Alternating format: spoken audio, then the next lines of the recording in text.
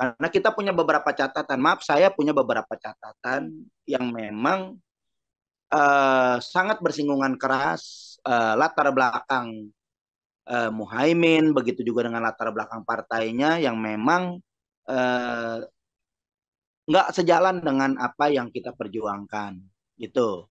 Jadi Hmm. memang kita melihat 2019 kemudian pada saat itu eh, memang bukan dari gerbong kita, bukan dari apa yang kita perjuangkan karena kita melihat sangat-sangat berseberangan dengan perjuangan kita. Sementara kemarin kita berjuang sampai saat ini untuk melawan daripada tindakan-tindakan penista agama, gitu.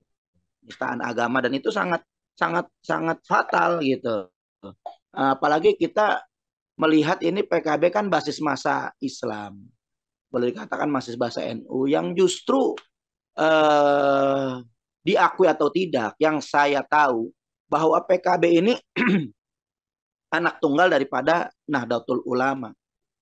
Nah, ketika kita melakukan daripada melawan kelompok-kelompok melawan penista agama, justru apa yang kita harapkan partai yang berbasiskan Islam, kemudian juga ormas yang boleh dikatakan ormas terbesar di Indonesia ini seharusnya kan sejalan dengan semangat daripada melawan daripada penistaan agama.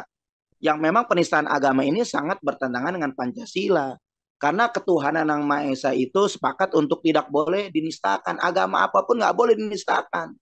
Nah, justru dengan track record daripada PKB yang kita lalu, yang saya tahu justru ada di pihak yang mendukung kelompok penistaan agama. Itu kan sangat sangat mengiris hati kita ya kan sebagai umat Islam, kok justru seharusnya menjadi gerbong yang paling terbesar, justru yang paling terdepan untuk melawan kelompok-kelompok penistaan agama ini. Dan apa yang kita perjuangkan justru sangat bersinggungan di lapangan gitu. Dengan pernyataan-pernyataan kemarin ada oknum Menteri Agama yang kebenaran saya melaporkan daripada Yakut, Menteri Agama yang justru saya selaku pelapor mendapatkan intimidasi, mendapatkan tekanan, mendapatkan teror. Kok ormas Islam mungkin oknum-oknum yang menteror saya. Kemudian juga sakit, tapi sikap-sikap daripada keagamaan, baik PKB maupun daripada Nahdlatul Ulama, mungkin Nahdlatul Ulama juga sebagian yang terstruktur ya, bukan kultural. Kalau kultural saya yakin sih Nahdlatul Ulama ini akan melawan segala bentuk penistaan agama. Karena latar belakang ini sangat berat, sangat berprinsip buat kita, prinsip yang begitu kuat. Ini adalah betul-betul kita dipisahkan dengan kelompok pendukung penista agama dan kami adalah kelompok yang melawan daripada segala bentuk penistaan agama.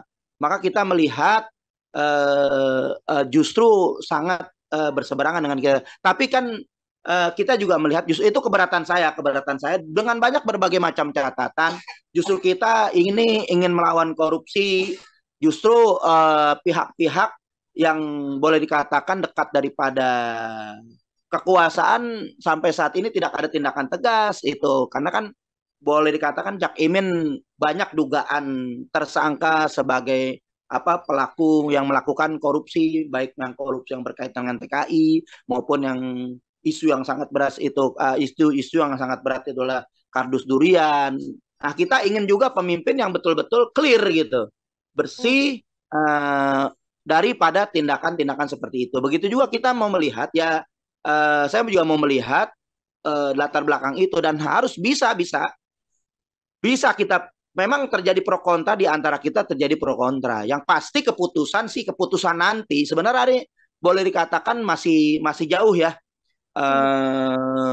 daripada istimewa ulama atau apa yang nanti kita akan mengikuti daripada Komando Habib Rizik. Itu sih kuncinya, kunci paling utama nanti adalah wajib untuk Spirit 212 adalah untuk mengikuti daripada Komando IB AHRS atau Imam Besar Habib Rizik Sihab keterkaitan dengan Pilpres 2024. Itu sudah harga mati, kita akan mengikuti daripada komando Habib Rizik, karena nanti kan kita juga melihat gitu capres-capres dan cawapres yang lain, Prabowo berpasangan dengan siapa, kemudian juga Ganjar dengan berpasangan dengan siapa, itu kan harus bisa nanti kita ikuti komando. Apa yang saya sampaikan masih pendapat pribadi dan saya tidak mendukung satu manapun dan tidak menolak satu manapun, cuman akan saya beberkan track record latar belakang daripada Cak Imin ini. Itu hak saya untuk bersuara dan saya sampai saat ini tegaskan saya nggak mendukung dan tidak menolak daripada apa yang ada terjadi sampai saat ini. Artinya saya tetap harus mengikuti daripada komando Habib Rizik. Itu aja sih prinsipnya. Nah, kalau kita melihat sisi positifnya, kalau saya pribadi, jadi ada lihat sisi positifnya. Ini bagus sebenarnya, bagus. Kalau memang Cak Imin ini punya komitmen dan nanti juga akan diminta fakta integritas gitu, MOU, kalau memang mau bersama dengan kita, kemudian juga Pak Anies juga mau datang kepada kita, karena kita harus juga minta kejelasan kepada Anies Baswedan gitu, karena kita akan juga akan menjelaskan kepada Anies Baswedan, walaupun Anies kemarin sempat datang di pernikahan Putri Habib Rizik, itu belum ada sikap politik apapun, hanya mengapresiasi daripada kinerja gubernur yang selama ini kemarin Anies menjabat. Belum ada dukung-mendukung.